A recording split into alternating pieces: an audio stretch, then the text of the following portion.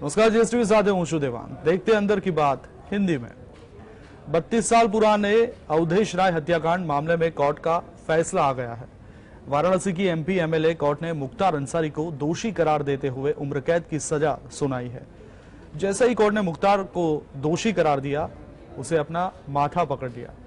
एक 32 साल पुराने केस का आया फैसला, देखते स्पेशल रिपोर्ट अंदर की बात में। बाहुबली मुख्तार अंसारी को वाराणसी की एमपी एमएलए कोर्ट ने 32 साल पुराने अवधेश राय हत्याकांड मामले में उम्र कैद की सजा सुनाई है। जैसे ही कोर्ट ने मुख्तार को दोषी करार दिया, उसकी बेचैनी बढ़ गई। उसके चेहरे पर तनाव देखने को मिला। टेंशन के चलते उसने अपना माथा पकड़ लिया। अवधेश राय की हत्या 3 अगस्त 1991 को हुई थी। तब अवधेश राय अपने छोटे भाई और वर्तमान कांग्रेस नेता अजय राय के घर से बाहर खड़े थे। उसी वक्त वहां मारुति वैन आई और उस वैन से काफी लोग बाहर निकले। उस लोगों ने अवधेश राय पर ताबड़तोड़ गोलियां चलाई। गोलियों की आवाज के आसपास का पूरा इलाका गूंज उठा था। मुख्तार अंसारी इस समय बांदा जेल में बंद है। भीम सिंह गैंगस्टर के केस में सजा सुनाए जाने के बाद गाजीपुर जेल में बंद है। पूर्व विधायक अब्दुल कलाम और कमलेश सिंह की मौत हो चुकी है। राकेश नाइक ने इस मामले में अपना केस अलग कर ट्रायल शुरू करवाया है, जो प्रयागराज सेशंस कोर्ट में चल रहा है। वहीं इस मामले में एमपी एमएलए कोर्ट वाराणसी का फैसला सोमवार को आएगा। Bureau report, GS. खुद को नाबालिग बताने वाली महिला पहलवान अपने बयान से पलट गई है। उसने ब्रजभूषण शरण सिंह पर लगाए आरोप वापस ले लिए हैं। क्या हुआ, सो अचानक आरोप वापस ले लिया? देखते रिपोर्ट अंदर की बात में। देश के जाने माने पहलवानों ने बीते कुछ महीनों से बीजेपी सांसद ब्रजभूषण शरण सिंह के खिलाफ मोर्चा खो रखा है। महिला पहलवान ब्रजभूषण की गिरफ्तारी की मांग कर रहे हैं। वहीं अब एक नाबालिग महिला पहलवान अपने बयान से पलट गई है। उसने ब्रजभूषण शरण सिंह पर लगाए आरोप वापस ले लिए हैं। दिल्ली पुलिस ने नाबालिग महिला पहलवान का बयान पटियाला हाउस कोर्ट में कराया है। पहलवानों के आरोपों के बाद ब्रजभूषण सिंह के खिलाफ 2 एफआईआर दर्ज हुई है। एफआईआर में एक नाबालिग पहलवान ने ब्रजभूषण पर कई बार यौन अत्याचार का आरोप लगाया है। एफआईआर में प्रताड़ना के आरोप के बारे में विस्तार से बताया गया है। एफआईआर के अनुसार लड़की ने कहा कि उसने उसे अपनी ओर खींचा और उसके कंधे पर बहुत जोर से दबाया और फिर जानबूझकर अपना हाथ उसके कंधे के नीचे खिसका दिया। उसके शरीर पर हाथ फेरते हुए कहा, तू मेरे को सपोर्ट कर, मैं तेरे को सपोर्ट करूंगा, मेरे साथ टच में रहना।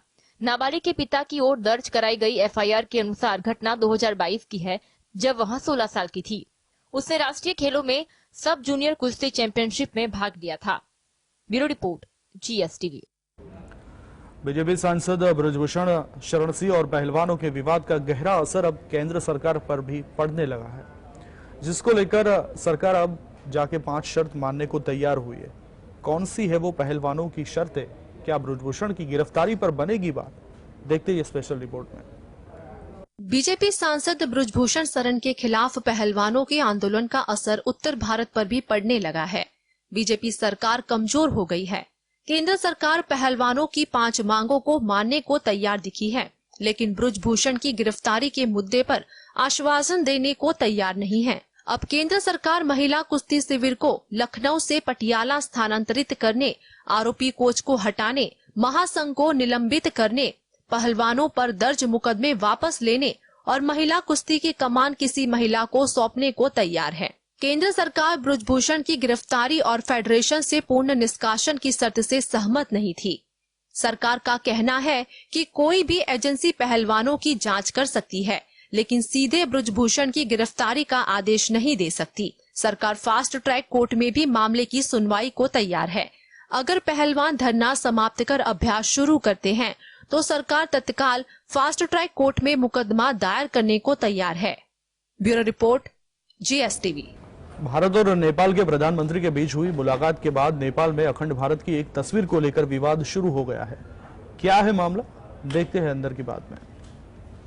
जिस वक्त नेपाल के प्रधानमंत्री पुष्प कमल दहल प्रचंड भारत का दौरा कर रहे थे, उसी वक्त नए संसद भवन में लगाए गए अखंड भारत की एक तस्वीर को लेकर नेपाल में विवाद खड़ा हो गया। दरअसल हाल ही में भारत के प्रधानमंत्री मोदी ने नए संसद भवन का उद्घाटन किया है। इस भवन में एक भित्ति चित्र है, जिसे अखंड भारत का नक्शा बताया गया है। इस भित्ति चित्र में गौतम बुद्ध की जन्मस्थली लुम्बिनी और कपिल वस्तु को भी भारत के हिस्से के रूप में दिखाया गया है, जबकि लुम्बिनी को पड़ोसी देश नेपाल दशकों से नेपाली नक्शे में एक बड़े सांस्कृतिक केंद्र के रूप में दिखाता रहा है। चित्र में तक्षशिला सहित विभिन्न राज्य और शहर शामिल है, जो मौजूदा दौर में पाकिस्तान में हैं, लेकिन प्राचीन भारत का हिस्सा थे।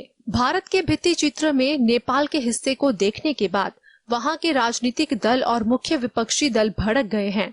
ऐसे में सवाल उठता है कि आखिर अखंड भारत में लुम्बिनी कपिलवस्तु का जिक्र क्यों किया गया और क्या इससे भारत नेपाल के रिश्ते खराब होंगे?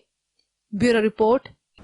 तो ईरान और अफगानिस्तान में तरह तरह की पाबंदियों से महिलाओं की जिंदगी बदहाल तो है ही, वहां उनको पॉइजन अटैक से भी निशाना बनाया जा रहा है। काबुल के नजदीक स्कूली बच्चियों को जहर दिया गया। पहले 600 बच्चियों को जहर, तो अब 80 छात्राओं पर पॉइजन अटैक। अफगानिस्तान में क्या हो रहा है, देखते स्पेशल रिपोर्ट पर। इस्लामिक मुल्क ईरान के बाद अब अफगानिस्तान में भी लड़कियों को जहर देने की घटना सामने आई है।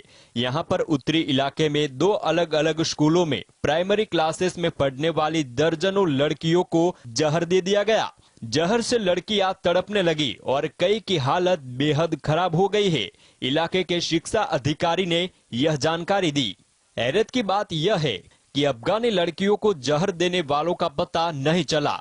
दोनों घटनाओं में किसी संगठन ने जिम्मेदारी नहीं ली। हालांकि कई मानव अधिकार संगठन इस घटनाओं में तालिबान का हाथ बता रहे हैं, क्योंकि तालिबान का रवैया महिलाओं को लेकर बेहद सख्त रहा है और अफगानिस्तान की सत्ता में आने के बाद तो तालिबान ने ऐसे फैसले लिए हैं कि संयुक्त राष्ट्र भी उसे नहीं रोक पाया।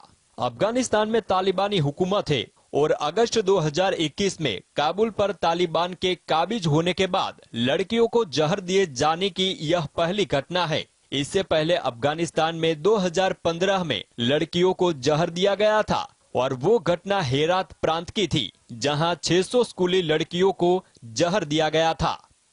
Bureau report. एशिया के दूसरे सबसे अमीर शख्स नहीं है और उनकी नेटवर्थ में गिरावट के कारण वो इस स्थान से फिसल गए हैं। गौतम अडानी से छीना गया। एशिया के दूसरे सबसे रईस शख्स का तमगा किस चीनी अरबपति ने पछाड़ा, देखते रिपोर्ट अंदर की बात में। अडानी समूह के चेयरमैन गौतम अडानी से जुड़ी बड़ी खबर आई है। गौतम अडानी अब अमीरों की लिस्ट में कुछ और नीचे चले गए हैं और उनके एशिया के दूसरे सबसे रईस शख्स का तमगा छीन गया है। ब्लूमबर्ग बिलियनर्स इंडेक्स में गौतम अडानी अब 18वें स्थान से 19वें स्थान पर खिसक गए हैं और चीन के अरबपति जोंग शेनसेन ने उन्हें पीछे कर दिया है।